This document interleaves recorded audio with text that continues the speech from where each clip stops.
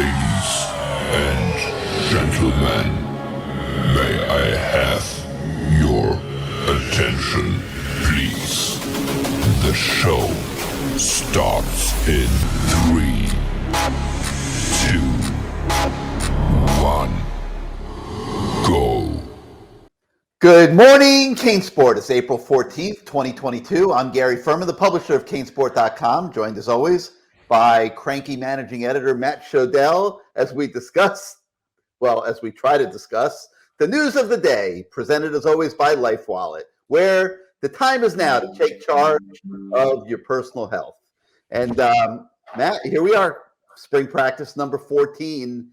And I know it's the prelude to Saturday's spring game, which is generating a lot of excitement, sold out stadium, everybody fired up to get their first look at Mario Cristobal's Miami Hurricanes. But I think that the real spring game, the real key final practice is actually this morning on Green Tree, because they're not going to show anything on TV on Saturday. They're not going to let the playbook loose out there at Drive Pink Stadium up there in Fort Lauderdale. It's going to be very vanilla, as spring games always are. It's going to be a glorified exhibition for the fans, which is great. The fans are certainly willing and excited. But I think today is the day that they'll really let it all go out there on the practice field and just see where they are at the end of spring practice. Listen, if they're so worried about the news and the media and the fans and opposing coaches seeing what they're doing, just tell the kids, run the Manny Diaz defense on Saturday and run the Rhett Lashley offense. They know what they're doing. And then nobody's going to know what to expect. They'll be like, oh, it looks the same as last year. If they're going to just run like straight up the middle every time and just run a base 4-3 with just, cover this guy, like basically how I would coach, a Pop Warner team, I guess, if I had to coach a Pop Warner team. That's what I would do. Just, you got this guy, you got that guy. Just try to beat the left tackle to the quarterback, whatever, man. I want to see some Manny Diaz, Rhett Lashley action on Saturday. I think that'd be fun to see, just to reminisce, just to say this will no longer exist here. That's just I'll me. tell you that the stripped down version of the Josh Gaddis offense is going to look like Rhett Lashley's offense in a lot of ways. Yeah, it's going to be basic. Rhett Lashley, first of all, Rhett Lashley's running plays, basic quick throws. Rhett Lashley's playbook was about as big as what Josh Gaddis gave the kids on day one of the spring. Okay? No, I understand, but they're not going to show any of that. And they added and added and added. So anyway, listen, the truth is today's practice, you can say it's the most important practice. The second scrimmage is generally the quote unquote real scrimmage. And we got the feedback off of that. And the offense looked like it was clicking on all cylinders, which is really what you want, because you want the defense to be better in the spring, but we know the defense is what it is. If the offense is going to falter, we got problems, man. It's on Josh Gaddis to outscore other teams, right? Last year, we said the same thing. We said we need the offense to outscore other teams. The defense is going to be better this year. They're bringing in some nice transfer portal kids. They're really good coaches on defense. It's going to be a much better scheme, I think, under Kevin Steele. Sorry, Mr. Diaz. So it's going to be a better defense. You're not supposed to mention that name. Sorry, I said Mr. Diaz. I didn't say a first name. You don't know who it was. I was talking about the mayor. I'm talking about the former mayor of Miami, That's Gary. the exact reason why we instituted that rule, so we wouldn't be sitting here bashing. You don't know which Mr. Diaz I'm talking about? Anyway, the point being, as long as the offense is able to really get things going, and the second scrimmage showed that they are, things are going to be fine, man. Like, the Coastal's easy. Everyone who talks about Mr. Negativity, me, I'm so negative, blah, blah. You're trying I keep saying they're going to win 9 or 10 games and win the Coastal. Like, it's not that hard to do that. You're trying to suck up. You're trying to make up. You're trying to make up for weeks of negativity. I've consistently said they're not going to. They're going to compete for national championships in 3 to 5 years, and they're going to win the Coastal this year, but not the ACC tournament game, ACC championship game. Well, what does that mean? I'm still on basketball mode. I don't know why I said ACC tournament. Does that mean they lose to Clemson twice, or does NC State win the Atlantic Division? I'm just glad Miami's not on the Atlantic side. They've got, I think, I look, I've already done some research on the Coastal side. North Carolina's not going to be good. Pittsburgh's going to be a little worse than last year, but still decent. They obviously lost their key player, their quarterback. But there's really nobody in the Coastal where you look at that roster and you're like, wow, this is going to be tough, man. Miami's got the best roster in the Coastal, and we're criticizing Miami. We're criticizing it, as I've said before, based on being an ACC championship, national championship type roster, and fans go nuts and they're like, "How could you say that? That's not a great roster?" Da da da. It's the same roster as last year with a few different guys and better coaching. Listen to you, man. You're like you're trying to make up. It's exactly. You're trying to make up What with all is your any haters. different? Yeah, you're trying to engage in a love fest this morning, trying to get everybody back on your side. What have I said differently just now that I have in the past, Gary? Tell me what I just said that I haven't said consistently. What? I mean, I've been saying it, just I don't say it. I just don't say it over and over again. So fans just hammer on. When I say the linebackers aren't good enough, the defensive line isn't good enough. They focus on that because that's what we talk about. But big picture, this is what I've been saying all along. Listen, I went shopping for you. I tried to find another set of these, and I couldn't. So I'm thinking, God, man, what am I going to do? Matt needs some cane shades. He needs some cane shades. So I found a few things. I thought you'd look kind of cool in this. This one wasn't bad. I was considering that one, but I settled on these aviators for you. But here's the thing.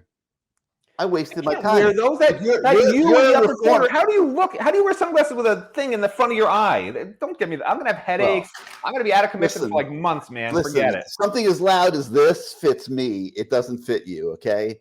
I'm loud. I'm boisterous. I'm emotional. I'm like these scream Gary glasses. Okay. I was trying to find something a little more conservative for you. Do you guys want to see? I do have some hurricane paraphernalia. Listen, I don't usually show this to anybody. It's in my office. Save it for another show because we got to get back to a topic here. Well, people are going to like this. I don't want to forget my. People are going to like this if I can go the right direction. Here, I just knocked over something. Okay. Oh my God! You saved your credentials. Can you see what that is right there? It's your credential wall. Whose name is that? Maurice Sykes. That's right. Now, do you know where I got that, and do you know why it's on my wall? For those of you that think I'm not a Miami Hurricane, you stole his locker plaque. Unbelievable. Do you want to know the story? Do you want to hear the story? The fans hate my story, so I'm just going to tell it because I like annoying the fans. Okay, here's the story. After the Fiesta Bowl in 2000, when was it? 2002. I don't remember. I don't want to embarrass myself. They won in 2001. They lost in 2002. Correct? Am I right so far? You're right. So the team comes back, and they have there was something going on where I was able to go on campus. And I went into the sports information office. They actually had an office accessible to us back then. Now we're not allowed in there. God forbid we see something we're not supposed to. Anyway, and Maurice Sykes is in there. That's a true story, by the way. It's like a fortress. We're not allowed in the sports information office. It's unbelievable. Maurice Sykes is in the sports information office, and he's throwing out all the swag he got at the Fiesta Bowl. I'm like, Maurice, what are you doing? Like, I know you lost, but like these are your memories. In 20 years, you're going to want these. Why would he keep it? He says, I never want to ever say anything about the Fiesta Bowl ever again the rest of my life. Right. I said, you know what, Maurice? Then I'm going to take your placard that you had. This is that was the placard he had when he did a press conference the day before the game for media, where you sit up on the little stage and you have your name in front of you and you address the media. I said, you know what, Maurice? I'm going to take this. And I said, 20 years, if you want it back, I'll give it back to you, right? And then like 3 years ago, it was his birthday, so on Facebook, I said, happy birthday, and I posted a picture of the placard. I said, do you want it back? He says, no, I'm good. So now I just have his placard. I'm just waiting for him about 4 or 5 times since then, and you kept it. I will not throw it. I promised him I would keep it until he wants it back. I can't throw it out. All right. And you know what? I keep those credentials, just so I can get into any event I want. I just think I've got credentials. You want to remember all your great moments. No, I get it. All right, listen, let me get back to business here. All right? Mm-hmm. Now, let me ask you a question. You know Mario Cristobal, okay? You seriously think that he is closing the book on spring practice after practice number 12 because they scrimmaged a little bit out there last Saturday, and he's just writing off 13, 14, and he already has to write off 15? Hell no. That is not happening.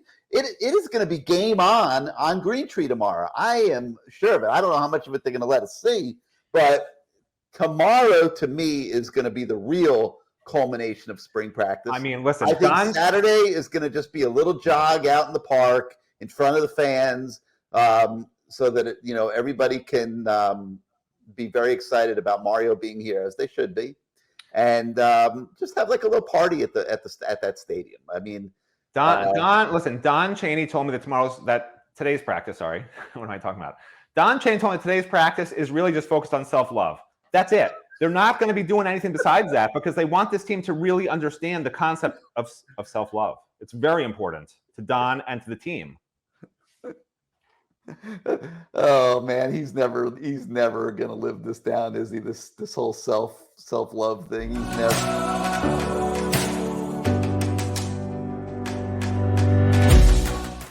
Focus on your self-love. That helps a lot. If you know how to control your self-love, then you'll be fine. You can. Love that guy. That's my guy. I love the way he delivers it. Like, it's awesome. He is awesome. I mean, that is in the Hall of Fame. Okay, that is. I wanted to say exactly that at halftime of the Texas A&M game. Just go in the middle of the huddle, everyone stand around and just go. We just need to have self-love. Focus on your self-love, and we will be okay. And they're going to go out and crush Texas A&M in the second half. I guarantee it. Oh my God. I'm telling you that it is just so. Just the way he delivers those lines is just so awesome. Thank God it's at the start of the video, so every time you refer to it, which is daily, I can play it so people who haven't watched the show the day before know what you're talking about. Anyway, listen. I think it's going to be a pretty intense practice today. Maybe I'm right. Maybe I'm wrong. I don't disagree. Now that I think about it, I don't mind admitting when I'm wrong, Gary. I think they're going to Mario's going to have those guys. I don't mind admitting when I'm wrong. The only reason why they maybe won't is because you don't hit hard Thursday and Saturday. But dude, you've been like. But maybe that's the old days. Maybe that's the old days. Yeah, are you kidding me? Like, yeah, that's like past tense. Yeah. Well, I will tell you, in the 11-11 we used to watch for the first 3 weeks of the spring, they were not tackling to the ground. So hopefully we can see some 11-11 and see. My guess is they're going to be intense, but probably not tackling all the way to the ground is my guess, and then they'll do that on Saturday. I don't know, man. I'm expecting it to be game. I'm expecting. I hope they used to do 2-a-days in the summer, like every day, man. They do full contact in the morning, full contact in the afternoon, taking down to the ground, killing each other, man. Back in the day when they were winning championships. Now there's a legislation. You can't really have 2-a-days like that anymore. You can't meet with guys more than this amount of time or whatever. I mean, I guess I don't know if it's good or bad for the student athletes. Like the idea is, I guess it's supposed to be good for them, but it's different than it used to be. There's a lot less wear and tear that they put on these student athletes than compared to how they used to. So I'd be curious to know if we can quantify it somehow after the spring's over. Get with maybe strength coach or even Mario and talk about that, like how the parts we didn't see, how intense was it in terms of actually hitting and physical, because he's stressing the physical side of it and he says they're not there yet. So I would love to know how they're trying to make it physical if they're just thudding. Maybe they're not just thudding. Maybe you're right. Maybe they are just crazy. When we're not there, it's like the media's gone. Now we can actually practice. Maybe it's one of those deals. I know this. I know Mario believes in getting after it in spring practice. He doesn't go for that. I'm disappearing for 1 second. That tiddlywinks, the tiddlywinks touch football kind of stuff. Where are you going? I had to get my phone. Oh, Jesus. All right. So anyway, spring practice number 14 today at Green Tree. We will be out there this morning. We will bring you tons of coverage as always. Be on the website around midday, and it'll be coming at you full speed ahead. All right. I wanted to talk about something else, Matt, because I thought it was a very pertinent. It was a message that was left for us on YouTube, like there are every day. But this one kind of hit home a little bit, and I thought that we should address it on today's show. So let me pop this up here. It's from one of our loyal viewers, AC, who said, "Question for Matt and Gary: why can other programs get instantly better with head coaching changes, but basically stays the same? Why can't upset better teams like other programs upset better teams from time to time? I think fans are reacting the way they are because the ACC stinks. If we win 8 games this year, then Manny Diaz and his band of clowns might as well still be on the sideline. If they're still fighting tooth and nail with Virginia, they could have run it back with Manny and his slip and slide. Nobody wants to hear that they're winning 8 or 9 games in a crappy conference like the ACC." there's a lot to unwrap there. I really felt like it's a good topic of conversation. So here's the question that I have for you, because I've been wrestling with the answer, and I'm gonna have to come up with an answer here as we talk about it. But you've changed head coaches. Okay, you've doubled the budget. You're paying Mario Cristobal $8 million a year. You've increased the assistant coaches' budget, the staff budget, enormously. This is a huge support staff, an extremely well qualified coaching staff, but you have the same basic level of players because they haven't had a chance to go through a full recruiting cycle. It was basically scramble and get what you can. And yeah, they got a Trevante Citizen, for example, who's a little bit of a difference level kid. But the recruiting under, in 1 month last year, or a couple weeks really, is not in any way going to resemble the recruiting most likely that you're going to see this year and the year after that and the year after that, with this staff having a full year to recruit. So you're basically bringing in a hopefully better staff, better coaches, more support personnel. The whole infrastructure of the program is upgraded and better. I think we totally agree on that. You're playing with essentially the same level of players next year. I mean, essentially.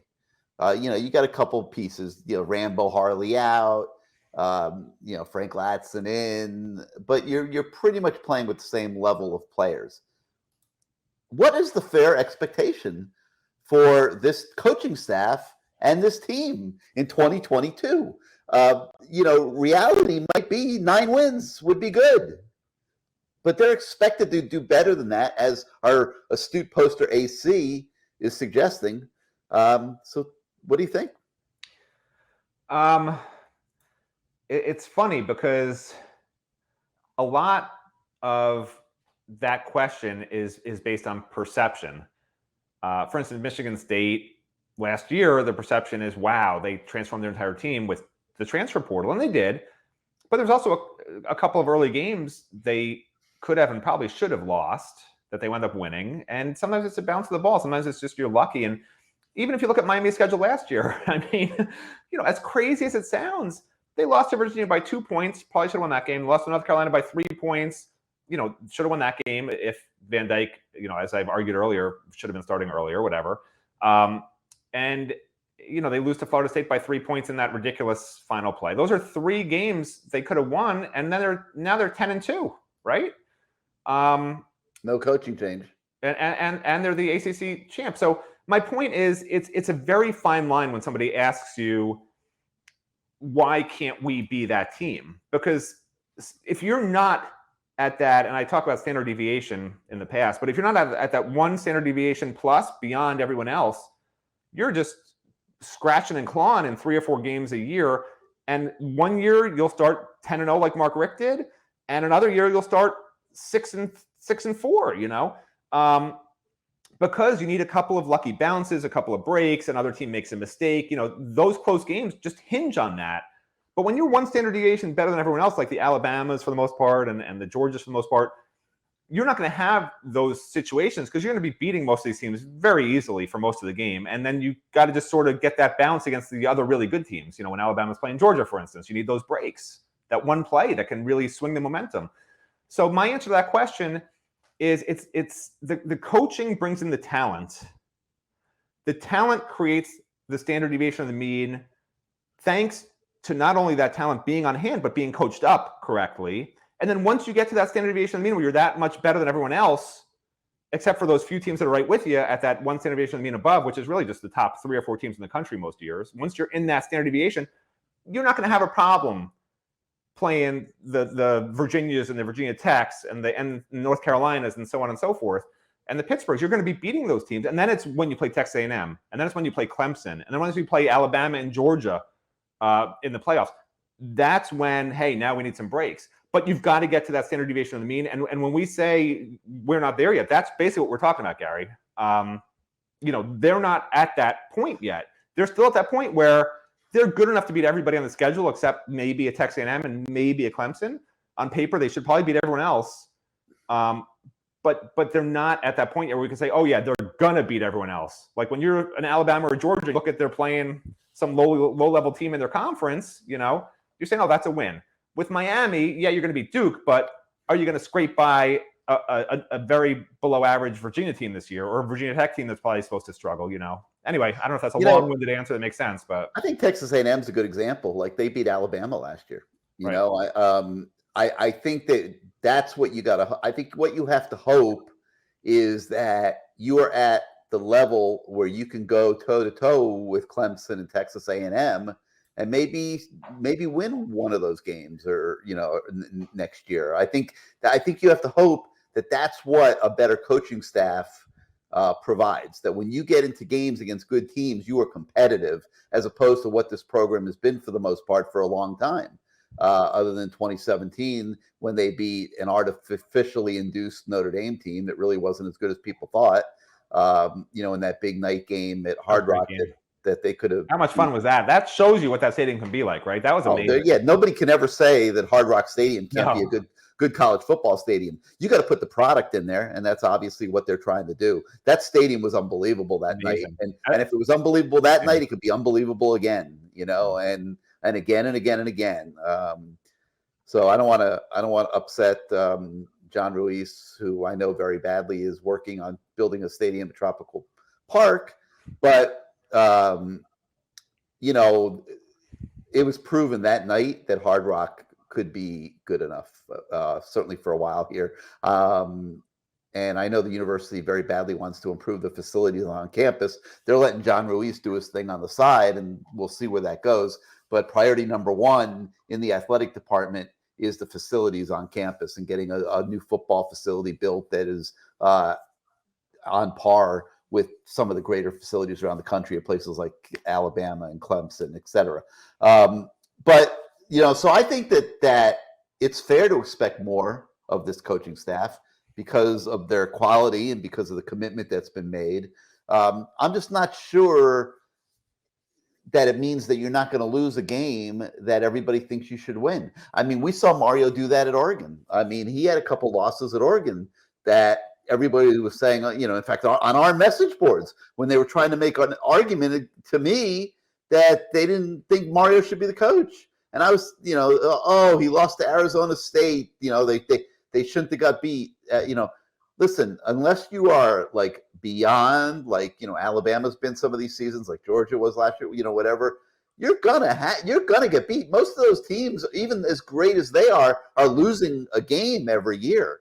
But they're just able to survive it because they're beating everybody else. But so you're gonna lose a game.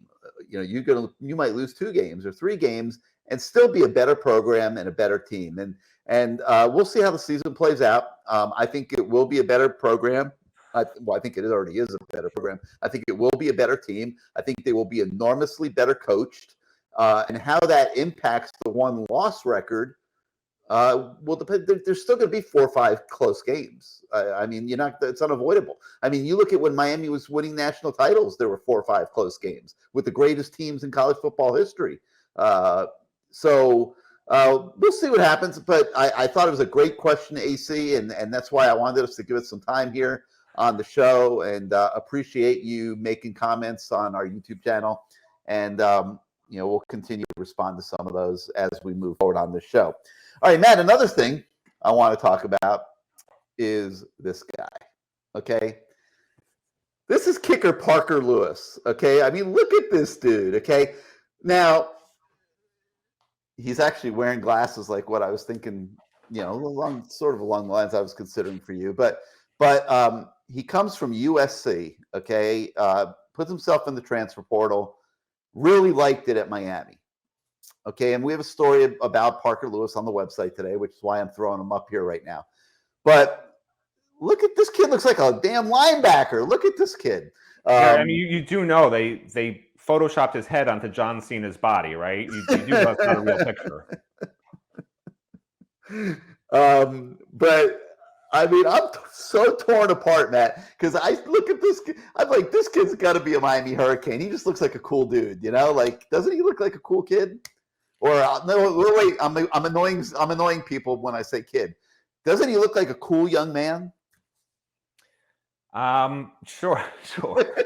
Listen, that's not the pose I would choose if I was doing the Miami Hurricanes photo shoot, but if it works for him.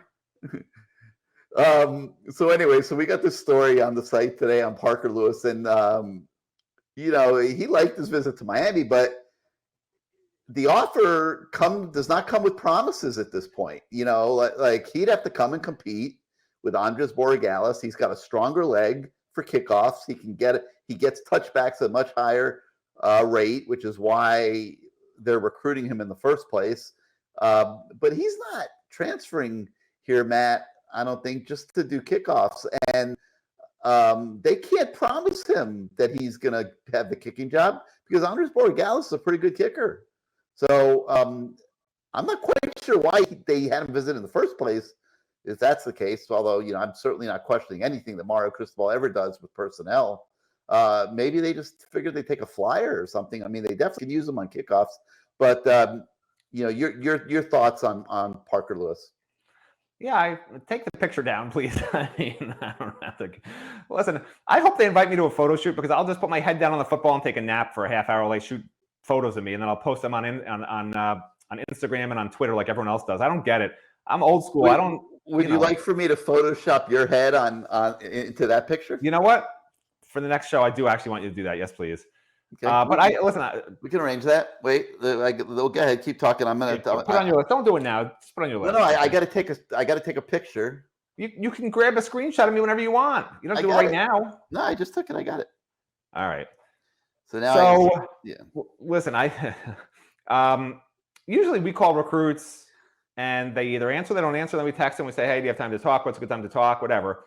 And with Parker Lewis, I texted him. I think he wrapped up his visit on Sunday. I think I called and texted him on Sunday, called and texted him on Monday, then never heard back again. Then all of a sudden my phone rings late yesterday, and it's hey Matt, it's Parker. Like, of course I'm calling you. So really nice of him to actually reach out to us. But I think that's also indicative. A lot of times a transfer who's going to a different program, they don't necessarily call a reporter covering that program unless they actually have legitimate interest, because why would they, right?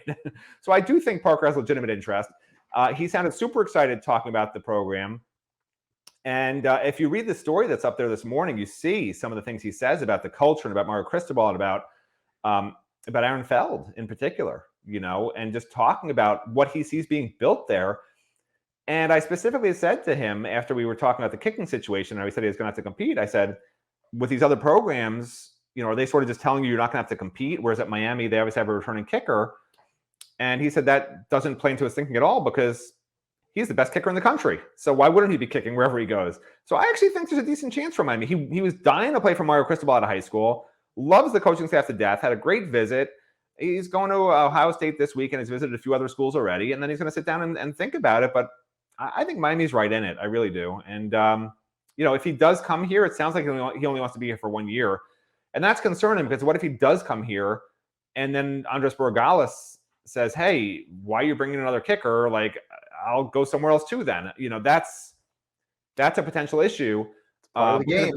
If Parker's only here for a year, then you're looking for another kicker in a year. It doesn't make any sense. Well, but if Parker Lewis has a better leg and he can get the ball in the end zone on kickoffs better than Andres Borregales, you want the best kicker. And he kicks field goals on a comparable level. Yeah. And Andres Borregales decides to bail, you're still okay. Yeah. My point is, I think Andres Borregales is very talented, but I wouldn't want him to leave. He's so hopefully they say, listen, if Parker wins the job, take a red shirt, you're a starter next year. Parker's going pro, whatever, because that would be a best case scenario. I think Parker Lewis he might be one of the best kickers, if not the best kicker in the country. Amazing leg. So yeah, of course, if you're a Miami fan, you want him on board, because how many games last year came down to the last 2 years? Came down to a kick or two at the end of a game. It's several. Yeah. Or during the game. I think it was 37% touchbacks for Andres Borregales. I mean, this kid's more like 60%. I think 58. Over 70. I think it was 74%. Yeah. So that's a big deal. I mean, listen, that's a big deal, and that's enough of a big deal to try to recruit the kid. And Mario's not apologizing to anybody at any position for trying to make this program and this team as good as he can make it every single season. And Parker Lewis makes the Miami Hurricanes better, any way you look at it.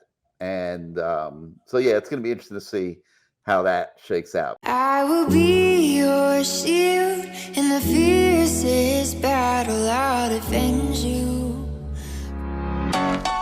Yeah. Hey, my name is Cleveland Reed, and I play offensive line, and my job is to protect. I protect my family with Life Wallet. How about you? Of course I got Life Wallet. It's the best way to protect my family. Long as we go together, we'll die, we'll never be a light. Couldn't let the darkness try you ever. Truth in my word, you I lie to never. To protect you and your family, get Life Wallet now. Life Wallet. Saving time, saving lives.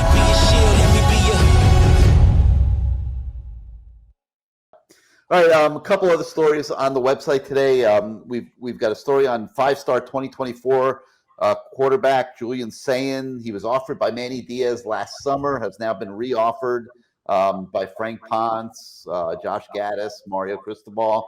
And we also have a story on four-star Pittsburgh, Pennsylvania linebacker Tamir Robinson. He visited earlier this month, absolutely loved his visit, promises to be back for an official visit real soon. So we've got those two stories on the website for you.